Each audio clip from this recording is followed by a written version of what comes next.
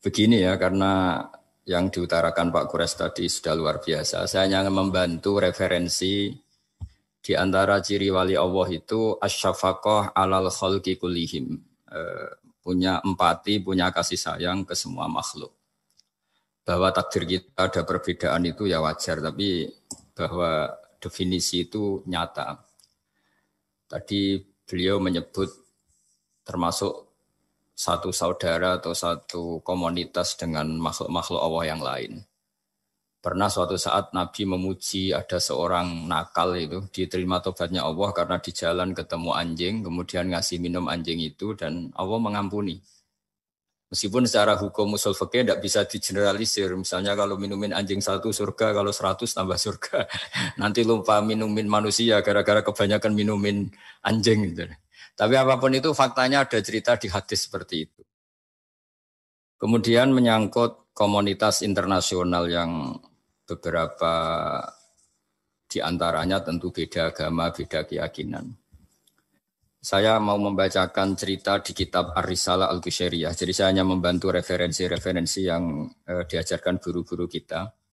Ar-Risalah Al-Qushairiyah adalah kitab kesayangan Mbah Maimun karena dulu Mbah beliau dapat ijazah dari Sayyid Umar Sato, kakaknya Sayyid Abi Bakar Sato yang punya kitab I'anatul Thalibin.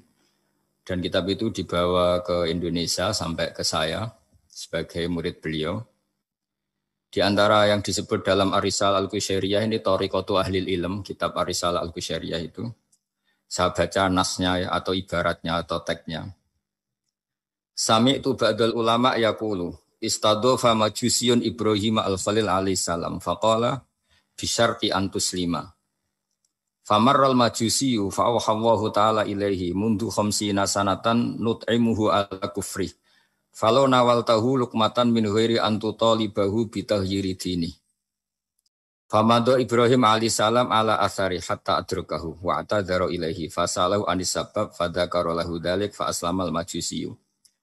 Jadi suatu saat Nabi Ibrahim itu kan terkenal Abu Duyuf, orang yang mesti menservis tamu-tamu itu. Kita tahu dulu itu tidak ada warung, tidak ada hotel, tidak ada, ya pokoknya tidak ada mall. Sehingga kalau orang pergi itu kelaparan betul itu. Bahwa orang kaya pun kelaparan karena melewati padang pasir itu. Kalau sekarang kan orang mau sowan kiai makan dulu. Karena takutnya di rumah kiai kan makan sungkan. Jadi makan dulu nanti di kiainya tinggal pura-pura makan. Kalau dulu memang makan nih tamu itu wajib betul. Kalau enggak ya kelaparan betul tamu itu. Sehingga cerita suatu saat di antara tamu itu berakidah, berfaham majusi. Atau beragama majusi lah gampangannya itu. Terus Nabi Ibrahim nggak mau, saya mau ngasih makan syaratnya Anda harus Islam. Akhirnya orang ini putus asa kemudian meninggalkan Nabi Ibrahim. Saat orang itu meninggalkan Nabi Ibrahim, Allah memberi wahyu ke Nabi Ibrahim. Orang itu umurnya 50 tahun dan dia hidup karena tak kasih makan. Kata Allah, mundu khamsin sanatan nut'imuhu ala kufri. Saya yang Tuhan saja ngasih makan dia 50 tahun tanpa syarat dia harus Islam. Kamu baru dimintai makan sehari mensyaratkan Islam. Walhasil terus Nabi Ibrahim ngejar orang Majusi itu terus monggo-monggo makan di rumah saya. Singkat cerita terus orang Majusi itu tanya kenapa Anda berubah pikiran. Terus Nabi Ibrahim cerita bahwa beliau ditegur Allah kemudian harus melakukan itu. Jadi cerita-cerita seperti itu banyak. Dulu kita dengar para kiai sering cerita ketika seorang Yahudi rumahnya diusir Amr bin As untuk pembangunan masjid. Ketika lapor ke Sayyidina Umar, masjid itu yang mengambil tanahnya orang Yahudi harus dikembalikan ke orang Yahudi. Dulu guru-guru kita juga sering cerita Sayyidina Ali itu pedangnya dicuri sama orang Yahudi.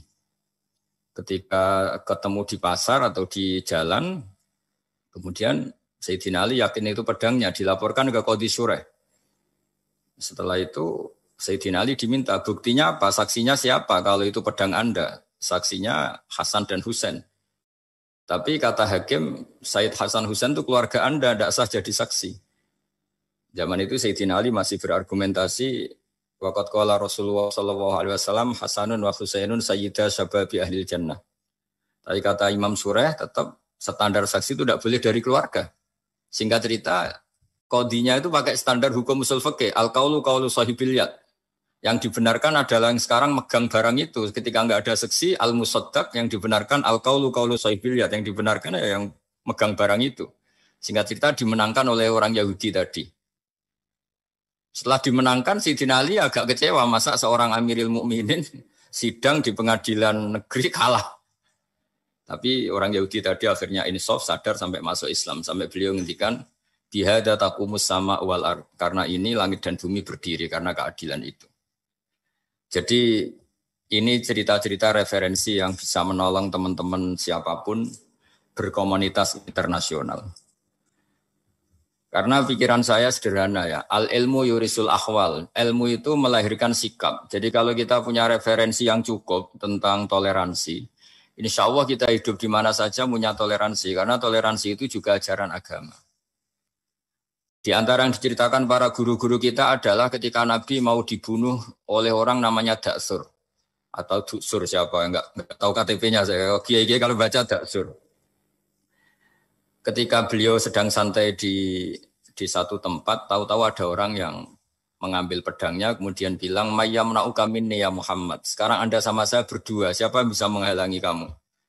Nabi dengan rileks menghentikan Allah. Kemudian si Daksur ini gemetar, pedang jatuh. Kemudian diambil Nabi. Sekarang ya Daksur, Mayyam na'uka minni, yang bisa menghalangi kamu siapa? Orang itu bilang, la ahada, tidak siapapun. Nabi dengan gampangnya fa'afa'anhu, Nabi memaafkan. Padahal ini jenis harbi, jenis orang yang jelas punya niat bunuh. Terus artinya kita-kita yang ngaji di pesantren, saya ngaji di Mbah Maimun, punya Bapak Kiai Nur Salim, semuanya ngajarkan bahwa di mana-mana perang kekerasan itu ya karena kita diperangin. Udina lilladzina yuqatalun, karena kita diperangi kita boleh perang. Qatilul ladzina yuqatilunakum. Jadi yang boleh kita perangi ya zaman kayak kita dulu dijajah Belanda, dijajah Jepang zaman itu. Ketika sudah tidak ada penjajahan, ya alasan itu sudah hilang karena mereka tidak merangi kita. Jadi apa ya, perang ya ada konteks rasionalitasnya, damai juga ada konteks rasionalitasnya. Tapi karena kita punya tradisi referensi, teman-teman yang di Jerman tak bantu, tadi ada kitab Arisalah Al-Qushairiyah, terus ada beberapa cerita-cerita tadi kayak Daksur.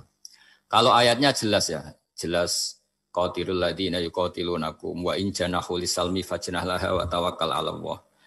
Bahkan seperti yang diceritakan Profesor Quraisy tadi, yang sedang kita benci pun bisa saja suatu saat teman. Dalam surat Mumtahanah itu atau Mumtahinah ada ayat asawwau ayyaj'ala bainakum wa bainal ladzina ataitum minhum mawaddah. Bisa saja orang yang sekarang kamu benci suatu saat kamu cintai. Wallahu qadir, itu Allah Maha Kuasa. Dan tadi saya menambahkan yang dikatakan Profesor Quraisy tentang belajar. Dulu Nabi itu enggak puasa Asyura. Tapi ketika datang ke Medina, orang-orang Yahudi itu puasa Asyura. Coba tanyakan ke mereka, kenapa puasa tanggal 10? Terus mereka menjawab, Yaumun najawwahu fi Musa, itu hari yang Allah menyelamatkan Nabi Musa. Terus fa'amara bisyami, kemudian Nabi menyuruh sahabat puasa. Artinya dulu itu segampang itu hidup, itu sesuatu yang baik, apa, ya sudah ditiru. Meskipun kita tahu Nabi itu tentu mustaqil bil istihad. Nabi itu orang yang mandiri. Tapi memberi percontohan kita betapa gampangnya kita seperti itu. Dulu ada seorang Yahudiyah meminta sama Sayyidah Aisyah dan dikasih. Ketika dikasih, dia mendoakan semoga kamu Aisyah selamat dari siksa kubur. Zaman itu Sayyidah Aisyah itu belum tahu tentang siksa kubur sehingga beliau engkar, enggak percaya. Tapi setelah Rasulullah datang dan diceritanin, Nabi, oh iya siksa kubur itu ada. Dan semenjak itu Nabi selalu isti'adah minta perlindungan dari siksa kubur. Jadi dulu di komunitas-komunitas beda agama suatu yang benar ya dibenarkan. Makanya kaidah umum dalam interaksi antar agama itu la tusaddiquhum wa la tukadzibuhum, ya kamu jangan bilang iya, jangan-jangan enggak, ya jangan bilang tidak, jangan-jangan iya. Jadi aturan ilmunya jelas la tusaddiquhum wa la tukadzibuhum. Ya artinya sesuai referensi ilmu lah kira-kira begitu. Terus yang terakhir, ini saya mohon maaf sama komunitas di Jerman karena saya ini pura-puranya aja sibuk. Karena saya kira ini seberapa jam lagi saya ngajar ini. Nanti kalau saya tidak ngajar di sini yang mengundang agak-agak dosa. Jadi supaya sama-sama tidak dosa ini saya ya nuruti jenengan. Tapi ya karena saya ngajar ini juga yang datang orang macam-macam. Ada yang Kalimantan, Sumatera mau ngaji di sini. Ini seberapa jam lagi saya ngaji Sahih Muslim. Yang terakhir ini di halaman Kitabu Adabil Ulfa wal Ukhuwah halaman 285 dalam Ihya juz 2. Jadi kitab saya juz 2. Mungkin kalau beda cetakan yang jelas ikut Kitabu Adabil Ulfa wal Ukhuwah. Di sini diterangkan oleh Imam Ghazali dengan beberapa riwayat yang disebut al-jironu salasatun. Bertetangga itu ada 3. Jarun lahu hakun wahid. Ada tetangga yang punya hanya 1 hak. Wajarun lahu hakoni wajarun lahu salah satu hukukin. Terus beliau cerita yang punya 3 hak itu ya tetangga, ya seagama, ya masih ada hubungan kerabat. Yang punya 2 hak ya tetangga, ya seagama. Terus wa amal ladzi lahu hakun wahid fal jarul musyrik. Yang punya hak 1 itu tetangga yang beda agama. Jadi intinya tetap dikasih hak meskipun beda agama. Sampai diantaranya disebutkan juga di halaman 287. Imam Ghazali ngendikan beliau berfatwa dan beliau bercerita Rawahu Umar bin Shu'aib an Nabi an Jaddih anin Nabi. Terus qala Mujahid kuntu inda Abdillah bin Umar wa ghulamun lahu yaslahu syatan faqala ya ghulam idza salakhta fabda bijarinal yahudi. Abdullah bin Umar itu sedang memasak kambing atau itu pembantunya ini sedang nguliti kambing. Itu pesannya Abdullah bin Umar ya ghulam idza salahta fabda bijarinal yahudi. Nanti jangan lupa tetangga kita yang Yahudi. Ini di Ihya halaman 287.